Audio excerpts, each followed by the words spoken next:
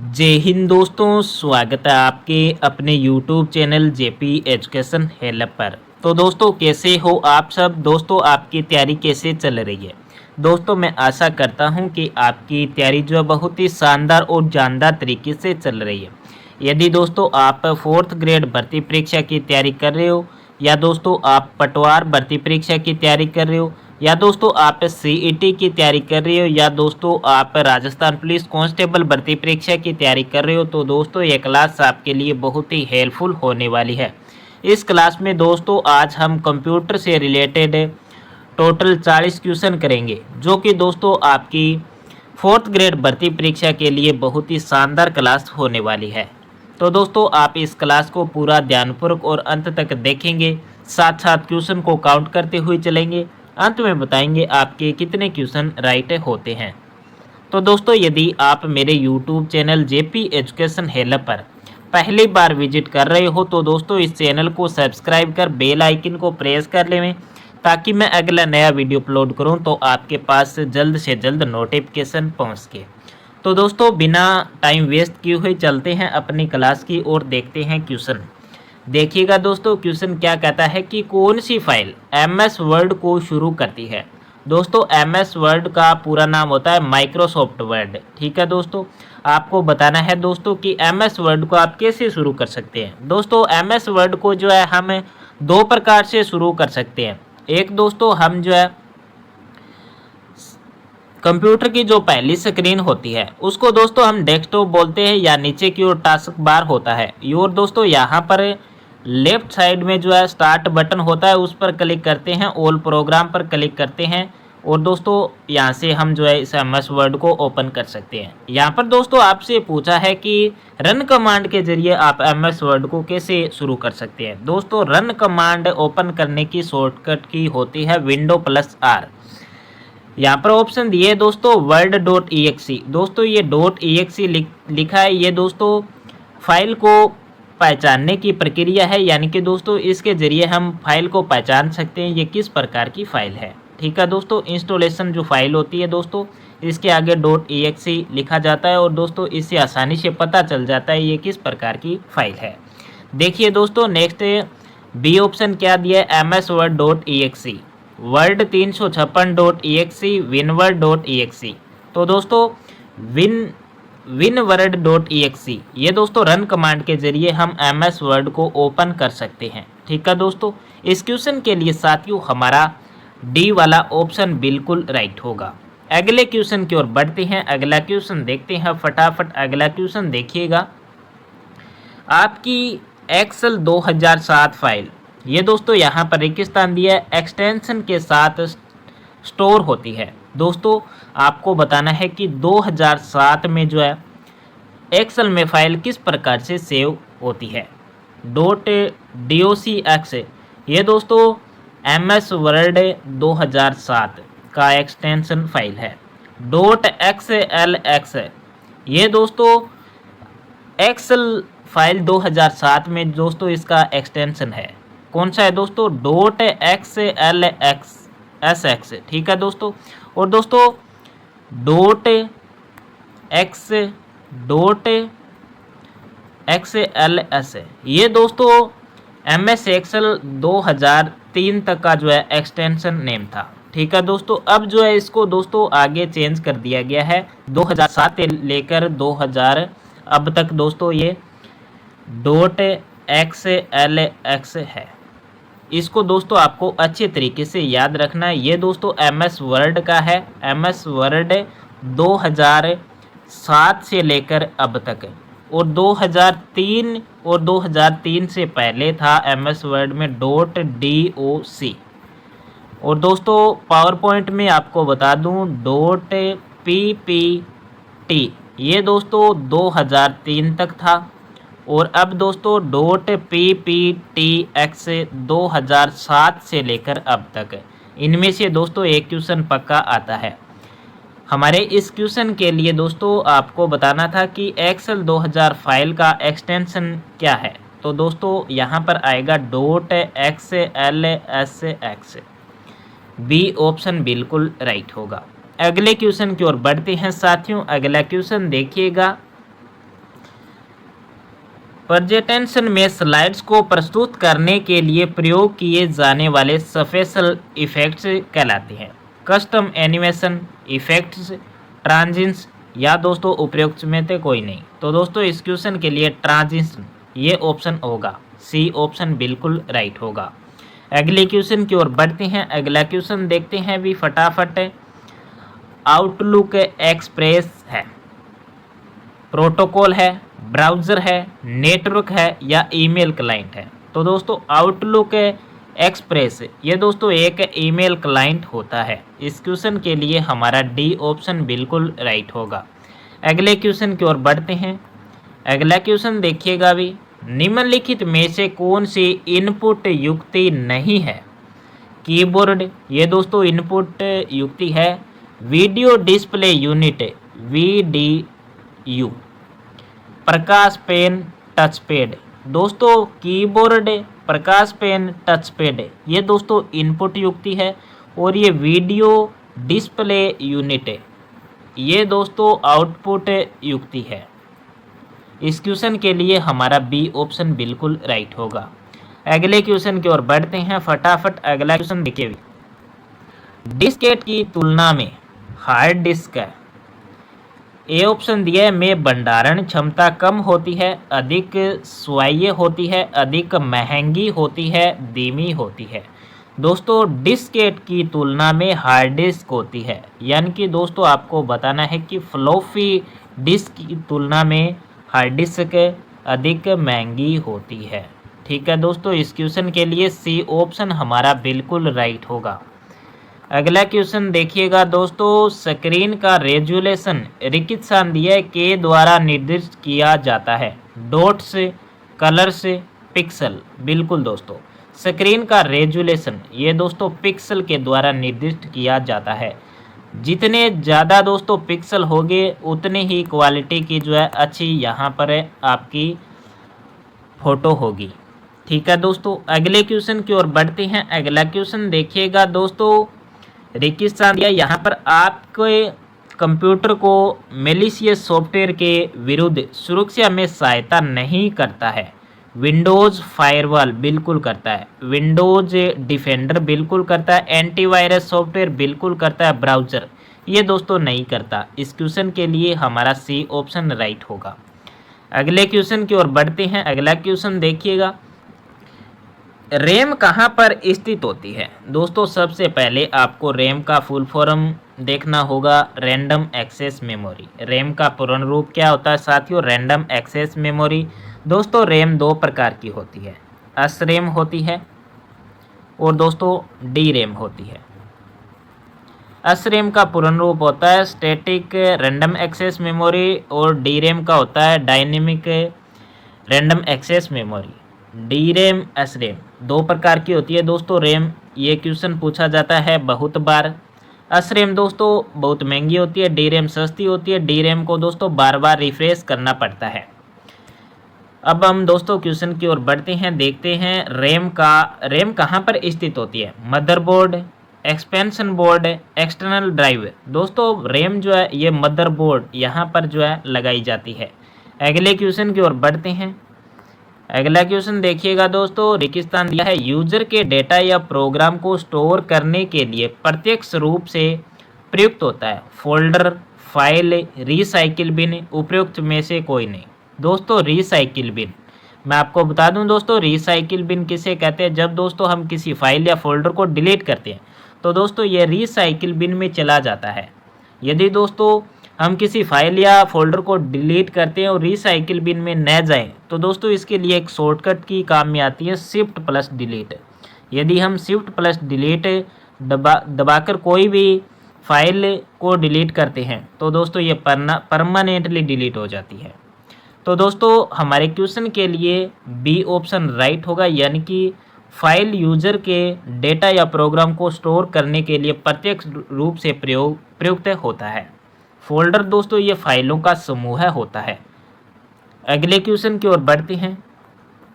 अगला क्वेश्चन देखिए दोस्तों, MS वर्ड में अधिकतम जूम प्रतिशत कितना होता है। दोस्तों तीनों के लिए जान लेते हैं, वर्ड, एक्सेल और दोस्तों पावर पॉइंट।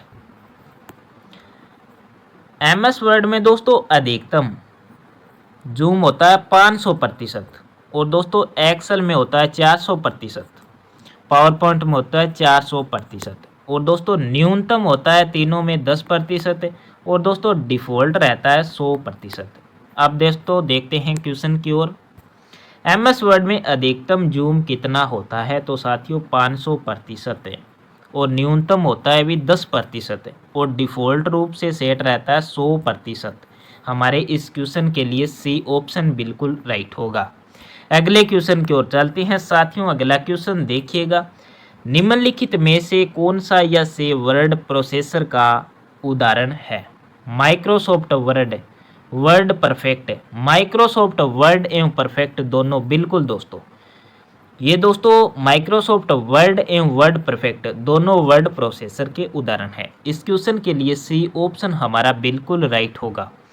अगले क्वेश्चन की ओर बढ़ते हैं। अगला क्वेश्चन देखिएगा दोस्तों, माइक्रोसॉफ्ट एक्सेल 2007 में एक एकल फाइल या डॉक्यूमेंट को कहते हैं?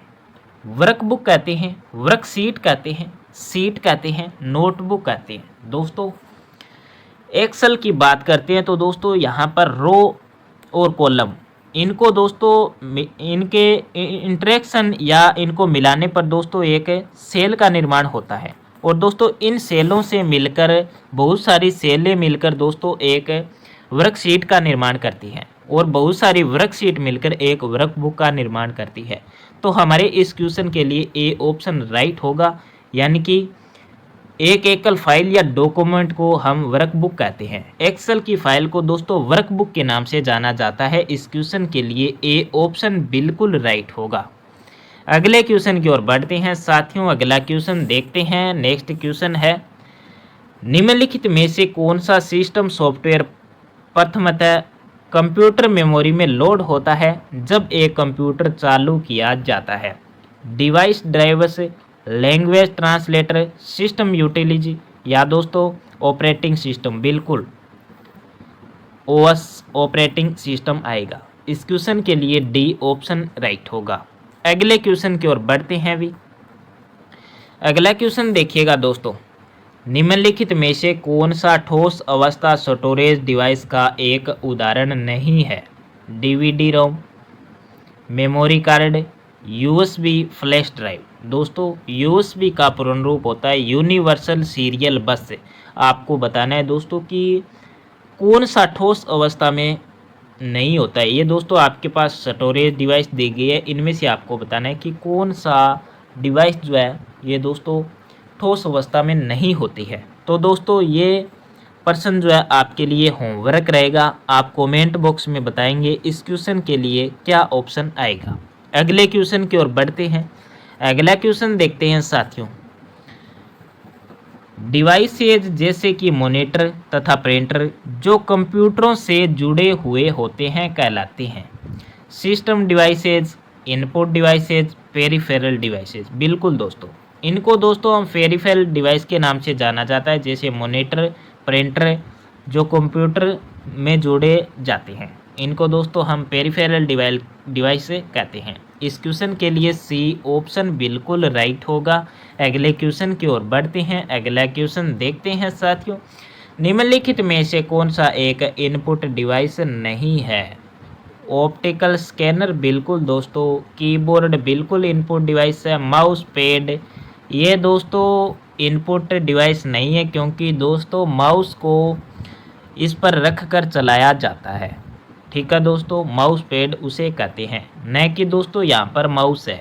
माउस दिया होता तो दोस्तों इनपुट डिवाइस होता, यहाँ पर दे दिया माउस पैड। तो दोस्तों जब हम माउस को माउस पैड पर रखकर चलाते हैं वह माउस पैड होता है। ठीक है दोस्तों, एक छोटा सा कपड़ा होता है दोस्तों, उस पर रख के हम माउस को इधर उधर खिसकाते हैं, उसी को दोस्तों माउस पैड कहते हैं। टच पैड इनपुट होता है। इस क्वेश्चन के लिए सी ऑप्शन बिल्कुल राइट होता है। और दोस्तों कीबोर्ड के जनक यानी कि दोस्तों इसके आविष्कार कौन है? भी एंजल डगलस बर्ड है। और कीबोर्ड के आविष्कार किसने किया था? भी क्रिस्टोफर सोलेस ने किया था। अगले क्वेश्चन की ओर बढ़ते हैं। अगला क्वेश्चन देखते हैं भी साथियों, एक प्रोग्राम में त्रुटियों का पता लगाने और सुधारने की प्रक्रिया के लिए सही शब्द निम्न में से कौन सा है। यदि दोस्तों कंप्यूटर के प्रोग्राम में कोई त्रुटि आती है तो दोस्तों उसको हम बग बोलते हैं और उनको दोस्तों ठीक करने की प्रक्रिया को डीबगिंग कहते हैं। इस क्वेश्चन के लिए हमारा ए ऑप्शन बिल्कुल राइट होगा। ठीक है दोस्तों, अगले क्वेश्चन की ओर बढ़ते हैं। अगला क्वेश्चन देखते हैं साथियों, मेमोरी से रिलेटेड है। 1 मेगाबाइट वास्तव में किलोबाइट के बराबर होते हैं। 1000, 1024, 1084 उपयुक्त में से कोई नहीं। तो दोस्तों 1 मेगाबाइट वास्तव में 1024 किलोबाइट के बराबर होते हैं। इस क्वेश्चन के लिए बी ऑप्शन बिल्कुल राइट होगा। अगले क्वेश्चन की ओर बढ़ते हैं भी। अगला क्वेश्चन देखिएगा दोस्तों, कौन सा पावर पॉइंट व्यू प्रेजेंटेशन के प्रत्येक स्लाइड को एक थंबनेल के तौर पर डिस्प्ले करता है तथा स्लाइड्स को पुनः व्यवस्थित करने में उपयोगी है। स्लाइड डिजाइन बिल्कुल गलत, स्लाइड सॉर्टर बिल्कुल दोस्तों, बी ऑप्शन बिल्कुल राइट होगा। अगले क्वेश्चन की ओर बढ़ते हैं। अगला क्वेश्चन देखिएगा दोस्तों, निम्नलिखित में से कौन सा एक पॉइंट एंड ड्रॉ डिवाइस है। यानी कि दोस्तों मोटा मोटी देखते हैं तो माउस की बात हो रही है। पॉइंटिंग डिवाइस माउस को कहते हैं, ड्रा इससे किया जाता है। तो दोस्तों हमारे इस क्वेश्चन के लिए माउस आएगा, सी ऑप्शन। अगले क्वेश्चन की ओर बढ़ते हैं। अगला क्वेश्चन देखते हैं दोस्तों, DTP एक कंप्यूटर संक्षेपण है। इसका सामान्यतः अर्थ है डेस्कटॉप पब्लिशिंग बिल्कुल दोस्तों, DTP का पूर्ण रूप होता है डेस्कटॉप पब्लिशिंग। अगले क्वेश्चन की ओर बढ़ते हैं। अगला क्वेश्चन देखिएगा, जब एक बार आप उपयुक्त प्रोग्राम और जरूरी डेटा उपलब्ध करा देते हैं तो कंप्यूटर को इंसानी हस्तक्षेप की आवश्यकता नहीं होते। यह लक्षण कहलाता है एक्यूरेसी, रिलायबिलिटी, वर्सिलिटी, ऑटोमेटिक बिल्कुल दोस्तों, ऑटोमेटिक। जब दोस्तों हम कंप्यूटर को एक बार प्रोग्राम या कोई भी डाटा उपलब्ध करा देते हैं तो दोस्तों वह अपने आप ऑटोमेशन के आधार पर जो है उसको परिणाम देता है। तो इसके लिए हमारे डी ऑप्शन राइट होगा, यानी कि ऑटोमेटिकली, ऑटोमेटिक कहते हैं जिनको, अपने आप दोस्तों कंप्यूटर जो है कोई भी काम जो है कर लेता है जब हम उनको कोई प्रोग्राम या निर्देश दे देते हैं। ठीक है दोस्तों, अगले क्वेश्चन की ओर बढ़ते हैं। अगला क्वेश्चन देखिएगा, गति क्रम में भंडारित सूचनाओं को करना जरूरी है, जांचना, अपरिवर्तन या नियमित रिफ्रेश उपयुक्त में से कोई नहीं। नियमित रिफ्रेश आएगा, यानी कि दोस्तों गति क्रम में भंडारित सूचनाओं को नियमित रिफ्रेश करना बहुत जरूरी होता है। इस क्वेश्चन के लिए सी ऑप्शन हमारा बिल्कुल साथियों राइट होगा। अगले क्वेश्चन की ओर बढ़ते हैं दोस्तों। अगला क्वेश्चन देखते हैं, निम्न में से कौन सा एक विंडोज प्रचालन तंत्र का वर्जन नहीं है। दोस्तों आपके पास 4 ऑप्शन है, इनमें से आपको बताना है कि कौन सा ऑप्शन यहाँ पर जो है एक विंडोज प्रचालन तंत्र का वर्जन नहीं है। विंडोज XP बिल्कुल है साथियों, विंडोज विस्टा बिल्कुल दोस्तों, विंडोज 10 भी है, ये दोस्तों विंडोज 9, ये दोस्तों कोई भी विंडोज प्रचालन का तंत्र नहीं है। हमारे क्वेश्चन संख्या 25 है ये दोस्तों, इसके लिए सी ऑप्शन राइट होगा। अगले क्वेश्चन की ओर बढ़ते हैं। नेक्स्ट क्वेश्चन देखते हैं साथियों। अगला क्वेश्चन देखिएगा, निम्न में से कौन सा इनपुट डिवाइस यूजर प्रोग्रामेबल है। डम terminal, smart terminal, VDT, intelligent terminal. तो दोस्तों इस क्वेश्चन के लिए हमारा डी ऑप्शन राइट होगा। अगले क्वेश्चन की ओर बढ़ते हैं। अगला क्वेश्चन देखते हैं, एक कंप्यूटर प्रोग्राम जो एक पूरे प्रोग्राम को एक बार में ही मशीनी भाषा में परिवर्तन कर देता है कहलाता है इंटरप्रेटर, सिमुलेटर, कंपाइलर, कमांडर। तो दोस्तों कंपाइलर कहलाता है, यानी कि दोस्तों एक कंप्यूटर प्रोग्राम जो एक पूरे प्रोग्राम को एक ही बार में मशीनी भाषा में परिवर्तित कर देता है उसको कंपाइलर कहते हैं। और दोस्तों एक लाइन को जब मशीनी भाषा में परिवर्तित किया जाता है उसे इंटरप्रेटर कहते हैं, यानी कि दोस्तों इसके कार्य होता है एक लाइन को एक बार में ही इंटरप्रेटर कहता है, न कि दोस्तों ये पूरे प्रोग्राम को एक ही भाषा में रूपांतरित करता है। तो कंपाइलर जो दोस्तों ये एक बार में पूरे प्रोग्राम को मशीनी भाषा में रूपांतरित कर देता है। अगले क्वेश्चन की ओर बढ़ते हैं। अगला क्वेश्चन देखते हैं, प्लॉटर एक्यूरेसी को रिपीटेबिलिटी और के पदों में मापा जाता है? तो दोस्तों रेजुलेशन आएगा। इस क्वेश्चन के लिए बी ऑप्शन आएगा। अगले क्वेश्चन की ओर बढ़ते हैं। अगला क्वेश्चन देखते हैं अभी।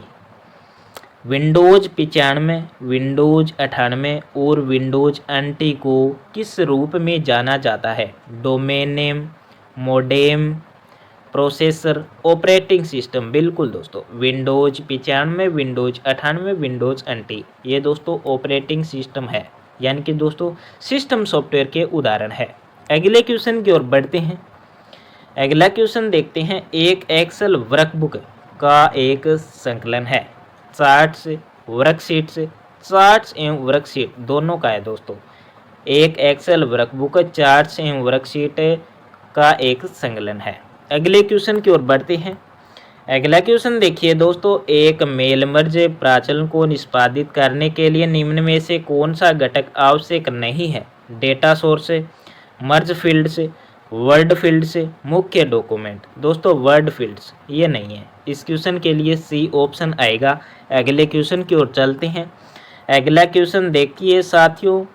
पावर पॉइंट में निम्न में से कौन सी शॉर्टकट की प्रेजेंटेशन को प्रारंभ से शुरू करने के लिए उपयोग की जाती है? दोस्तों F5 फंक्शन की आएगी। और दोस्तों वर्तमान से स्लाइड को शुरू करने के लिए Ctrl+ F5 यूज में ली जाती है। इस क्वेश्चन के लिए हमारा सी ऑप्शन आएगा। अगले क्वेश्चन की ओर चलते हैं। अगला क्वेश्चन देखते हैं साथियों। निम्न में से किसे सेकेंडरी स्टोरेज के एक स्वरूप के तौर पर नहीं माना जा सकता? दोस्तों आपके पास 4 ऑप्शन है। इनमें से आपको बताना है कि कौन सी एक स्टोरेज है जो सेकेंडरी स्टोरेज नहीं है। हार्ड डिस्क ये दोस्तों सेकेंडरी स्टोरेज है। फ्लॉपी डिस्क ये भी दोस्तों सेकेंडरी स्टोरेज है। ऑप्टिकल डिस्क ये भी दोस्तों सेकेंडरी स्टोरेज है। और दोस्तों रैम ये फर्स्ट प्राथमिक स्टोरेज डिवाइस है। रैम का पूर्ण रूप होता है साथियों रैंडम एक्सेस मेमोरी। और दोस्तों ये एक वोलेटाइल मेमोरी होती है। इस क्वेश्चन के लिए हमारा बी ऑप्शन बिल्कुल राइट होगा। अगले क्वेश्चन की ओर बढ़ेंगे साथियों। नेक्स्ट क्वेश्चन की ओर देखिए दोस्तों। निम्न में से कौन सी स्टोरेज की सबसे बड़ी इकाई है? Kilobyte, gigabyte, megabyte, terabyte. दोस्तों आपके पास यहाँ पर 4 ऑप्शन दिए गए हैं। इनमें से सबसे स्टोरेज यानी कि सबसे बड़ी स्टोरेज इकाई दोस्तों यहाँ पर टीबी है, जिनको टेराबाइट बोलते हैं। और दोस्तों सबसे छोटी इकाई होती है बिट। बिट का पूर्ण रूप होता है साथियों बाइनरी डिजिट। और दोस्तों यह 0 और 1 के फॉर्म में होती है। अगले क्वेश्चन की ओर बढ़ते हैं। अगला क्वेश्चन देखिए दोस्तों।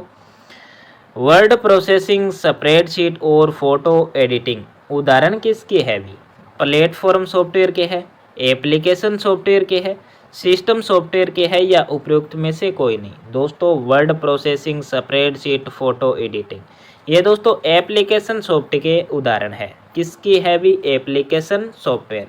सिस्टम सॉफ्टवेयर के उदाहरण होते हैं दोस्तों विंडोज, ठीक है दोस्तों, लाइनेक्स और दोस्तों एंड्रॉयड ये दोस्तों मोबाइल का ऑपरेटिंग सिस्टम होता है। आईफोन का दोस्तों iOS होता है।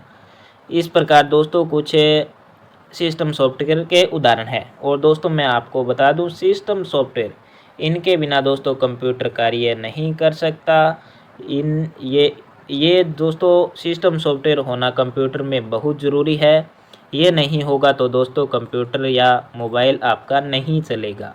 और दोस्तों एप्लीकेशन सॉफ्टवेयर ये दोस्तों यूज़र की सुविधा के लिए बनाए जाते हैं। ठीक है दोस्तों, एप्लीकेशन सॉफ्टवेयर या सिस्टम सॉफ्टवेयर आपसे दोस्तों ऐसे क्वेश्चन पूछा जा सकता है कि एप्लीकेशन सॉफ्टवेयर या सिस्टम सॉफ्टवेयर इन दोनों में से किसके बिना कंप्यूटर कार्य नहीं कर सकता? तो दोस्तों सिस्टम सॉफ्टवेयर आएगा। अगले क्वेश्चन की ओर बढ़ते हैं। अगला क्वेश्चन देखते हैं साथियों। क्यूरेटी के संदर्भ में उपयोग किया जाता है मॉनिटर, माउस, कीबोर्ड, प्रिंटर। क्यूरेटी ये दोस्तों कीबोर्ड के संदर्भ में उपयोग किया जाता है। दोस्तों कीबोर्ड में अल्फ़ाबेट की लिखी होती है जैसे QWERTY ये दोस्तों अल्फ़ाबेट कीवर्ड में लिखा होता है हमारे ये वहीं से उठाया गया है। तो दोस्तों इसे आसानी से ऑप्शन के अनुसार हम देखें तो ये पता चल जाता है। अगले क्वेश्चन की ओर बढ़ते हैं। अगला क्वेश्चन देखते हैं दोस्तों, आज का अंतिम क्वेश्चन है भी। देखिए, प्रोग्राम का एक संकलन जो एक कंप्यूटर के मूल प्रक्रिया जैसे कि टास्किंग, शेड्यूल और पेरिफेरल के नियंत्रण में सहायता करता है कहलाता है कंपाइलर, इंटरप्रेटर, ऑपरेटिंग सिस्टम। बिल्कुल दोस्तों, ओएस ऑपरेटिंग सिस्टम बोलते हैं इनको। कंपाइलर दोस्तों एक बार में पूरे प्रोग्राम को मशीनी भाषा में रूपांतरित कर देता है। इंटरप्रेटर दोस्तों एक बार में एक लाइन को ही रूपांतरित करता है। इस क्वेश्चन के लिए हमारा दोस्तों सी ऑप्शन बिल्कुल राइट होगा। दोस्तों हमने इस क्लास में कंप्यूटर से रिलेटेड टोटल 37 क्वेश्चन किए हैं। आप कमेंट कर बताएंगे आपके 37 में से कितने क्वेश्चन राइट होते हैं, और दोस्तों कमेंट कर ज़रूर बताएंगे आज की क्लास आपको कैसी लगी है। यदि दोस्तों आज की क्लास आपको अच्छी लगी है तो दोस्तों प्लीज़ लाइक, सब्सक्राइब, कमेंट करना ना भूलें। मिलूंगा दोस्तों इस प्रकार से जुड़ी एक और नई शानदार वीडियो में। तब तक के लिए जय हिंद, जय भारत।